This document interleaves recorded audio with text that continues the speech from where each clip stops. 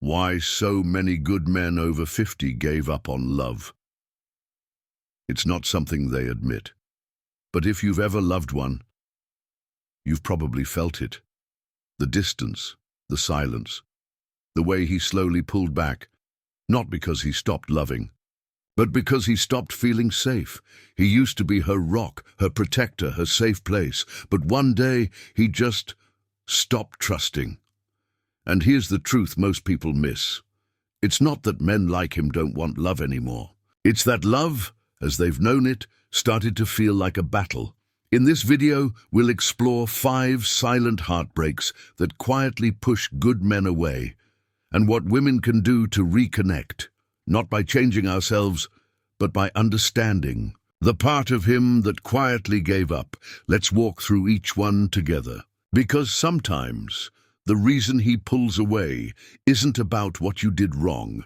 It's about a wound he's been carrying for years, maybe decades. And maybe, just maybe, one of these will help you understand someone you love, or even heal. Something within yourself, you've seen it, or maybe you've lived it.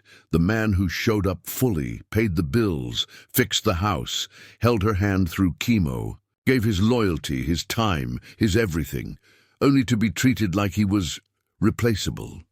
That's the heartbreak most people don't talk about. When a man commits, especially later in life, he's not doing it halfway. He's thinking legacy. He's thinking forever. But when that effort is met with criticism, indifference, or emotional withdrawal, it crushes something sacred inside him. It tells him what you do is never enough. And here's the kicker.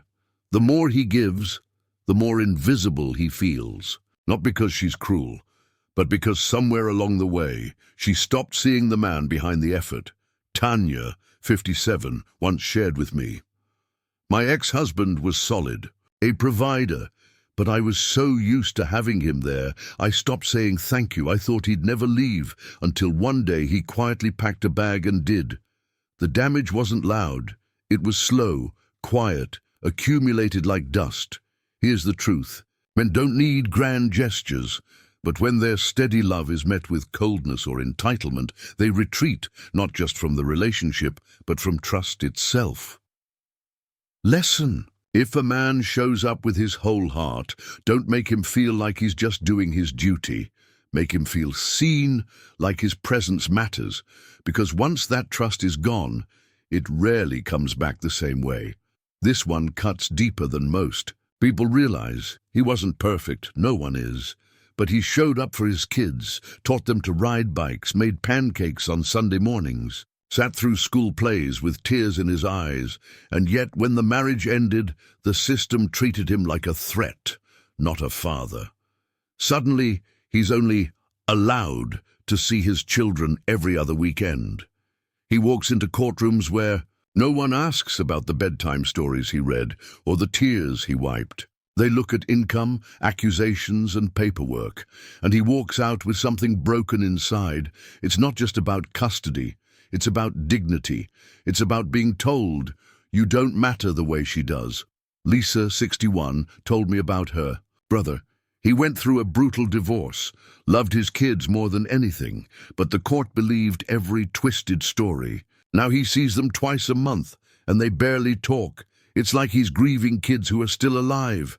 And here's what no one talks about. That grief hardens a man, not against love itself, but against the idea that love can be trusted within a system designed to discard him. The lesson: not every woman weaponizes the law, but the ones who do leave scars that bleed into every future relationship. If you love a man who's been through this, be gentle. Let him know he's safe, not judged, not disposable, because beneath that quiet exterior might be a father still mourning the pieces he lost. There was a time when being a man meant something, not in the loud, macho way, but in the quiet, reliable, show-up-when-it-matters kind of way. Today, a lot of older men feel like they're walking on eggshells in their own homes. They're not. Against women rising, in fact, most of them cheer for it, but what breaks them is when empowerment becomes a code word for mocking, belittling, or shutting them down. Suddenly, leadership is controlling. Being protective is toxic. Offering an opinion is mansplaining. And just like that, he doesn't recognize his place anymore. James, 63, told me this over coffee one morning. I raised my daughters to be strong. I supported my ex's career. But now, everything I say is taken as a threat. It's like being a man is a problem I have to apologize for. That kind of emotional erosion runs deep, because when a man starts to feel like he has no voice, he stops speaking. When he feels like his strength is unwelcome, he stops showing up, and slowly trust dissolves, not just in women, but in the idea of being needed. The lesson: real feminine power doesn't require tearing him down to rise. Respect is not weakness. It's a bridge, one that allows both people to stand tall together. So if you love a good man, let him be that. Let him lead sometimes. Ask his opinion.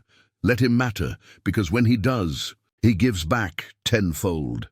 At first, she was everything he'd ever dreamed of, soft-spoken, supportive. She laughed at his jokes, asked about his day, made him feel like the king of his own quiet castle. He let his guard down, opened doors, literal and emotional, and just when he thought he'd found something real, she changed, not slowly, suddenly. The affection faded, the respect vanished, the sweetness replaced by coldness, criticism, control, and the man who once smiled from ear to ear at the thought of her now watches his back. What hurts most isn't the arguments. It's realizing he fell for a performance. Daryl, 59, once shared with me. In the beginning, she made me feel seen, heard, like I mattered. But once I committed, it was like she exhaled and stopped pretending to care. I didn't just lose the relationship. I lost trust in my own judgment. That last part is important, because when a man starts doubting himself, it doesn't just damage his heart, it damages his ability to love again.